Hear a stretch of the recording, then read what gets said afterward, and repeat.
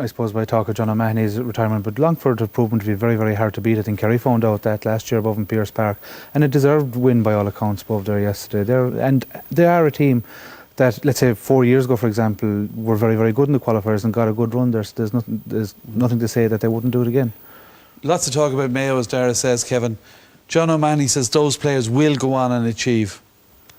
Lots of Mayo fans are doubting that. What do you think? Well, I suppose after last night and the manner of the Sligo defeat as well, it's hard to see it.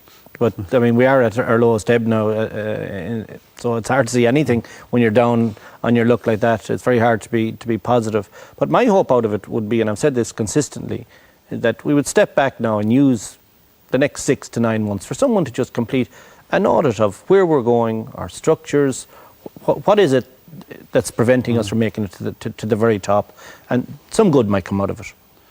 All right then, what about Cavan and that comeback against Wicklow was extraordinary? Well, it was, and Cavan, I mean, at one stage looked like they wanted to be out of the championship themselves. I mean, sendings they were such silly sendings off, incredible. But then, you know, down to 13 men, Shawnee Johnson comes on, the game is electrified and he's flying. Points flying all over the place, and they've got them back, so it has to be Tommy Carr's Cavan against Dublin, I guess. Murphy's Law could well happen. Dara, Tipperary deserve credit too. That was a big win against Laois. Yeah, and I think it's a huge boost as well as that for Munster football. OK, Tipperary have got relegated back down to Division 3, but they've had a reasonable year. They were unlucky to meet Kerry in the first round of the championship.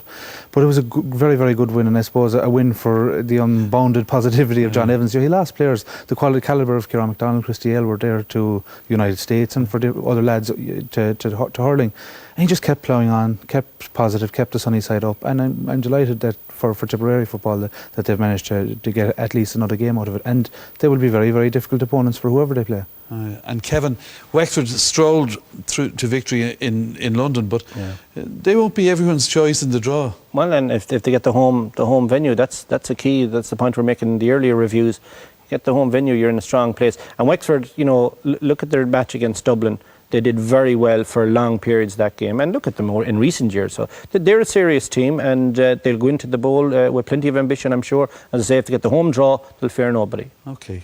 All right, well, this week Ireland lost a great leader, and the GA lost one of its true legends, one of my favourite sportsmen, I have to say, with the death of Dermot Earley. Out now to Dermot Earley. Dermot Earley is shot at a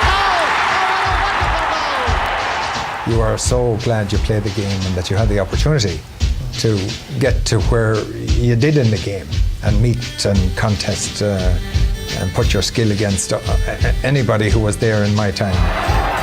Dermot Earley trying to work his way into the scoring position. A nice one to Mickey Frame. When he'd come and shake that hand and say, good to see you, you knew he meant it. He was one of those that had the unique ability to lift you above what you could dream of being for yourself. When you were in Dermot Earley's company, you always knew you were in a sense of greatness, a man whose contribution to Irish life has been immense, particularly his peacekeeping role overseas for the Irish nation. He had pride in everything Irish.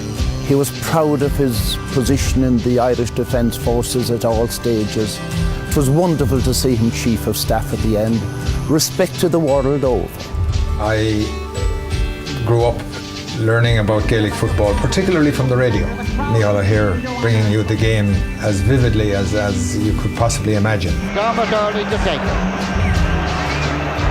Aye, and it's good. It's over the bar. He was a great motivator, good leader, a great sportsman, a great ambassador for the game. Very belatedly, the 1970s turned with a kindly look towards Roscommon because they did win 4 Connacht titles, 3 of them in a row, in large part due to the inspiration of one of the great personalities of the 1970s, Dermot Earley. Earley prominent in defence, midfield attack everywhere, giving that ball to Tony McMahon. He was the leader. You looked up to him. He set the tone in the dressing room. He wasn't one of those guys who was roaring or shouting, but whatever he said with honesty, and he struck me as really an honest guy and a guy who led us on the field and off the field. Dermot Earley with the point. My word, he really deserved it. What an outstanding match Earley has played, and capped it all with a great point there. That man Dermot Earley, who's been so long on the side, and this is really the first major honour, really an emotional moment for Dermot. And one of the great sportsmen of the game is Dermot, so this medal really couldn't go to a greater sportsman. I have never heard anybody say a negative vibe about Dermot Earley. By every standard, Dermot Earley was an exceptional man.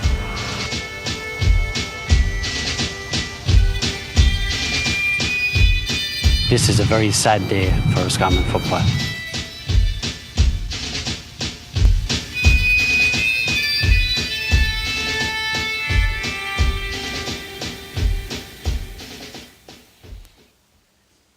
Well, Kevin, you knew Dermot Earley through your military career as well. Yeah, he was just a fantastic guy. You know, it's so sad to think, you know, watching those pictures and listening to the interview that we won't actually bump into him again, whether in Roscommon or at a football match or, of course, through work in the Defence Forces. But Dermot was just a fantastic man, a fantastic human being. You know, led by example.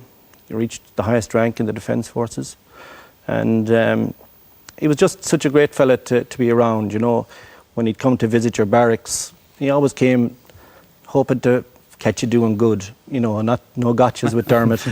It was always, you know, to support you, wanting you to make a difference in your job or in your life, or when you were playing football with them or against them or on teams. I played on a Railway Cup team that he managed, and he always wanted you to make a difference and give it your best shot, and don't look back and don't have any regrets. But it's awful sad for his family, for Mary and the children, to think that, you know, he's not going to come through the door again in the evening time. But he was a fantastic fella. He did everything. You know, I thought Kieran McGeeney captured it brilliantly.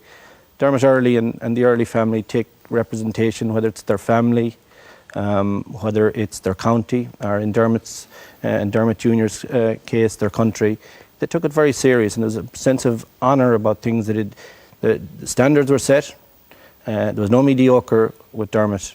That was the standard, and you met it. And of course, the difference between him and the rest of us is he consistently met those standards. And just a fantastic guy in terms of to have worked for him and to have known him. You know, incredible, really. And Dara, you'd represent a younger generation. Mm-hmm. So growing up in Kerry, what did the name Dermot Earley mean? Well, one of the things that actually struck me during the week, listening to the conversations after his death, was that the point was consistently made that he's the greatest footballer never to win an All-Ireland medal. Now, there was talks of that for a long stage down in Kerry about, let's say, Maurice Fitzgerald, who went through an awful lot of his career without winning, Peter Canavan above him, Tyrone, and that fear was there. As if that would diminish them as sportsmen in some way. Like, that doesn't diminish the legacy of Dermot Earley in any way. I think the universal qualities that he brought to the GAA in terms of sportsmanship, lifting teammates, was mentioned there in the piece. And above all, I suppose, the humility. It's, you know, that thing I think everybody in Ireland admires in their sportsman. He had it in abundance, and very Geshlav Degra on him.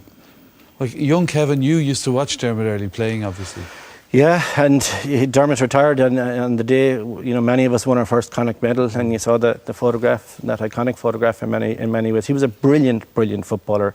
I played on army teams with them, and as I say, against him for Mayo and league matches and that championship match.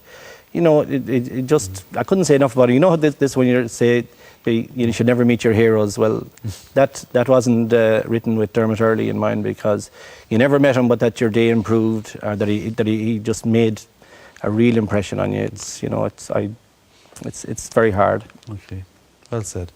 Dara and Kevin, thank you very much for joining us this evening. The late great Dermot Earley.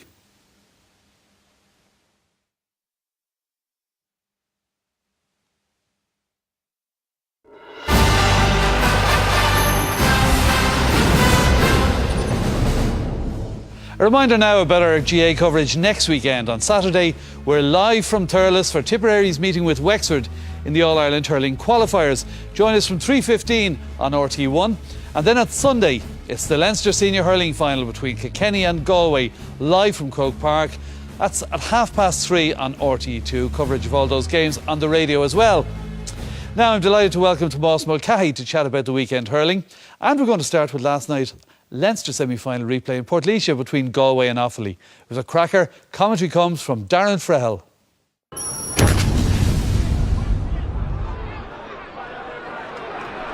Ollie Canning.